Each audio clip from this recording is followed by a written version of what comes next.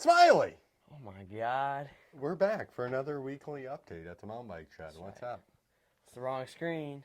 We're on the correct screen. Riley's joining me here. He's back.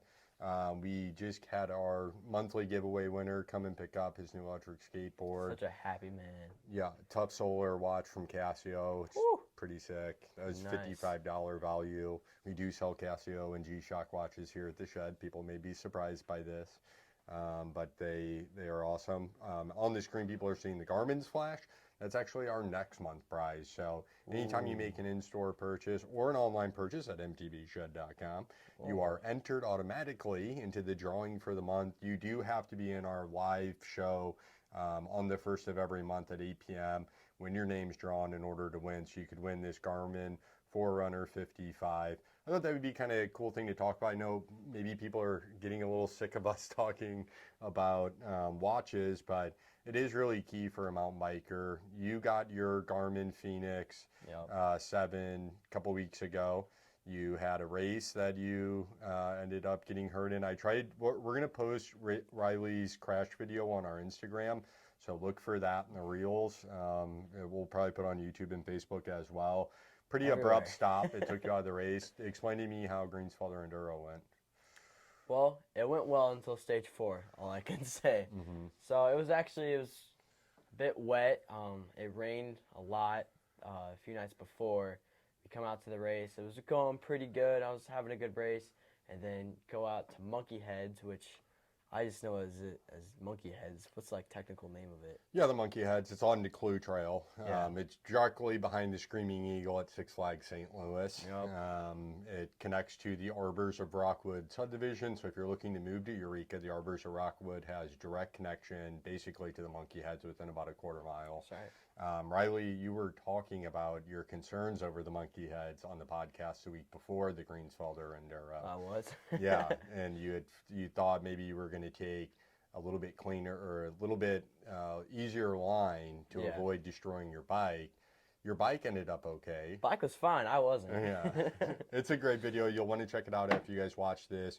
I will get that uploaded. But yeah, you basically came off of a drop. You lost your front wheel, I guess. Well, I'll tell you. So I come out from this one line. So I go high up and then swerve to the left and then rock roll and then I keep it middle down. But as I was going down this rock roll, I'm pushing into it and then I lose traction. I just go, oh. What tire were you running? Maxxis Minion DHF. DHF. So it's not like a cross-country tire. It was really wet, and then we were the last racers. So we were the last of the group on a wet Monkey Heads trail. So it was pretty set up for a disaster. I'm pumping into it, and I lose traction. You just see my tire go fold. Not fold like tire fold, but it turns, and then that only leaves me with going over. I went over right onto a rock, and that felt you great. stopped abruptly.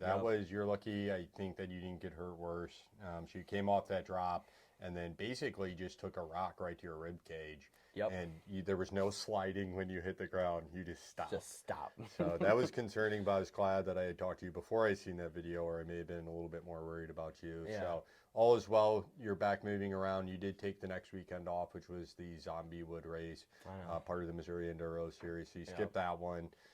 But you've, kind of the whole reason I was talking about that is you've had your watch now. How has that helped? How is having the Garmin watch, having, it measure your heart rate, your sleep, how has that kind of helped your ability to prepare for, I know you just got it right before the Greensfelder Enduro, but how have you seen, what good has the watch done for you, or has it changed anything? So it's done a lot for me when it comes to riding. What's really cool is when I'm turning on the mountain bike mode where it's like tracking my activity, if I scroll down, there's a heart rate one, and it's got so it's like basically like warm up, easy, threshold, and then maximum. Do you want to show them on the Well, I'd have to start it. Oh, okay, yeah, you can't go back. I can't. My Strava's gonna. Sure. I can't cheat on Strava, guys. But basically, it'd say your heart rate is like 120, and it's like, okay, before the stage, I'm like, oh, I want to make sure I'm at 130 heart rate, and then I go into the stage because I don't want to go in cold. So what's cool is before I'm going to the stage, do a few laps up and down the hill, get my heart rate to 130, or when I'm climbing up and I'm in the middle of the race and I'm seeing that I'm in my maximum threshold, I'm like, maybe I should chill out because I have 4 other stages. So it's really good for keeping yourself paced. That's what I could say. Very good. Yeah, I dig that. Yeah, that's interesting. It's made a big just in my like day-to-day stuff, just being able to watch, you know, when I feel a little bit overwhelmed, even just keeping a track on my heart rate. I feel like being a bike shop owner or a business owner is often like being like an athlete. I've trained for this for a long time, but yeah, throughout the day, my heart rate will get pretty high, and then it reminds me to kind of slow things down a little bit, or the stress levels and stuff like that, or knowing what I'm capable of from sleep. Now, has your watch given you any suggestions as far as how hard you should work out for the day? Have you paid any attention to that? Well, I can't really say because I got it right before the race and I've been in recovery. Okay. So I haven't, I mean, when I did do the race, it was told me I had 68 hours of rest. So it definitely, that's all I've known so far because I haven't like actually done amount of training because I've just been in recovery. Sure, and then probably thought you need extra rest because your heart rate probably, once you took that hit, probably had a big spike, and then maybe a little bit of extra adrenaline and stuff too. So it took that all into account. That's neat. Oh, behind you, Riley, stand up and go that way. So behind Riley is the Marlin 5. We've seen a lot of these coming out the door right now. For $5.99, you can pick up a Marlin 5. It's got a 2x drivetrain. This is great. We've been seeing a lot of them leave in size small. So a lot of younger riders, guys getting into wheels up, Nika, stuff like that, are grabbing this bike right now. It's $5.99. You get hydraulic disc brakes. Ooh. A fairly reliable 2x, way better than a 3x, which is what most of your $5.99 hardtails will have. Trek extended their sale out a month, so you guys can go online. It doesn't list us as part of this Trek Fest thing, which is ridiculous. But if you guys go, you can put any bike in a cart. When you go to checkout, you'll choose to ship it to the mountain bike shed. That helps us out just the same as it does if you were to come in store and purchase a bike. So that's Marlin 5, comes in a bunch of different colors. Riley, you can join us back in here. So check that thing out. You've got all month. There's also some awesome sales going on the newly released Fuel EX7 Gen 6. They've knocked $500 off of that. So again, any bikes that you see on trekbikes.com, as long as you have it shipped to the mountain bike shed, it's the same as far as we're concerned here in store. We'll take care of your warranties, give you that after bike care. You'll get your 10% discount for buying a new bike on any accessories for the first few weeks. So definitely take advantage of that. Definitely have it sent to the store.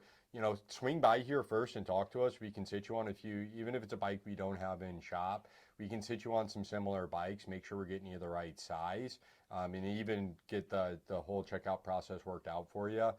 But come in and talk to us first, because we want to make sure. A lot of the danger of buying bikes online, whether it's, you know, coming to a bike shop or just an online retailer, is that people may not be buying the right bike for themselves for the kind of riding that they're going to do. That's something we can help qualify people for here in the shop. They might also buy the wrong size. So that's, again, something else. The size charts on these bike manufacturers' websites, I feel like could not be more wrong. So we really need to see a person in here. We'll take into account, you know, how long your legs are. If it's a kid, how old you are. You know, we'll look and see, you know, if that bike's really going to fit you well. You know, I'm 6 foot. I ride medium bikes from every manufacturer. It's upper Trek. I ride a medium large Trek. But if you look at Trek's website, they will say that it's like mediums are like 5'4" to 5'8". It's so insane. And the medium large is like 5'8" to 5'10". Like, it's not even close. So come into the shop, let us size you. That being said, if you do ship a bike to the mountain bike shed from trekbikes.com and you come and get on it and it just does not absolutely feel right, that is fine. You are not obligated to that bike. We can get that sent back to Trek and have them send you out a bike maybe that would meet your needs a little bit better. However, we can avoid all that if you just come into the mountain bike shed, see us, let us talk to you about what you want. We're never going to upsell you on something we don't think you need. I've never had a desire to sell people more bike or less bike than they need just to make a sale. I'm going to find out. I want you to be happy as a rider. The bike sale is great. We do need that to operate the shop and be able to pay rent here so that we can keep the rest of the mountain bike stuff. But ultimately, I want to sell you the rest of the mountain bike stuff. I want to sell you a helmet.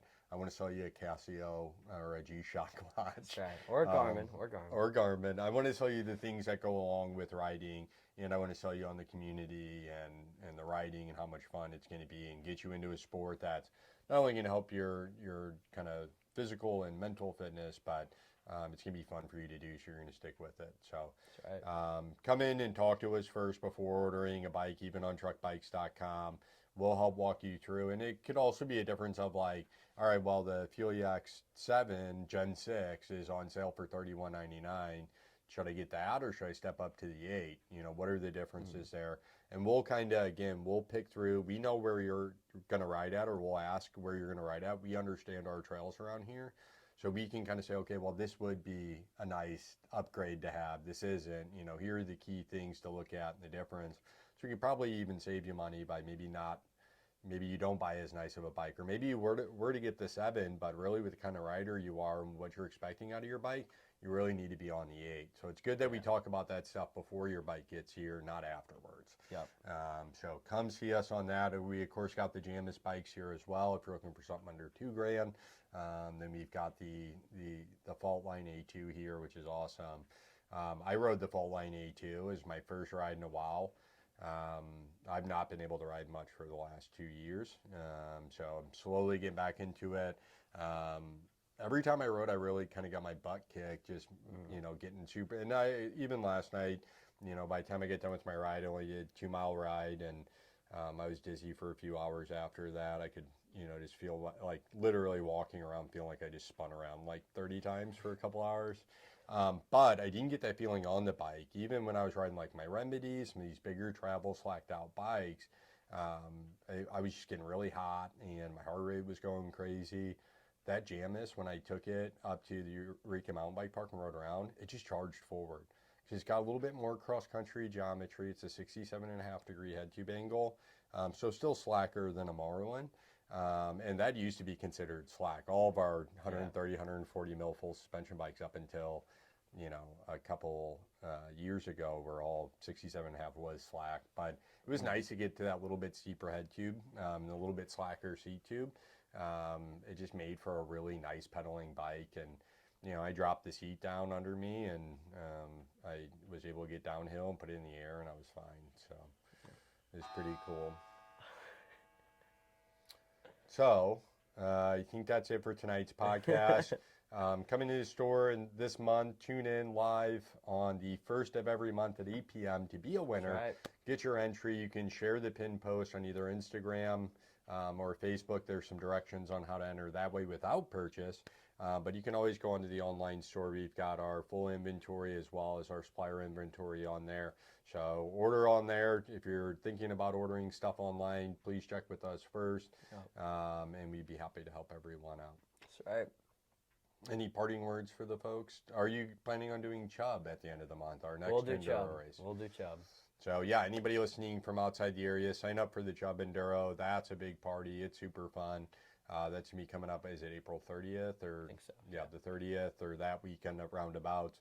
Look up low-key events for that Missouri Enduro Series. Subscribe to us on YouTube. That's right. Like us Like on and social subscribe. media. Yep. Share things around. We would love, it was cool, kind of parting words from me. You know, we've obviously got a ton of mountain bike stuff here, and I forget how much mountain bike stuff we have here until people from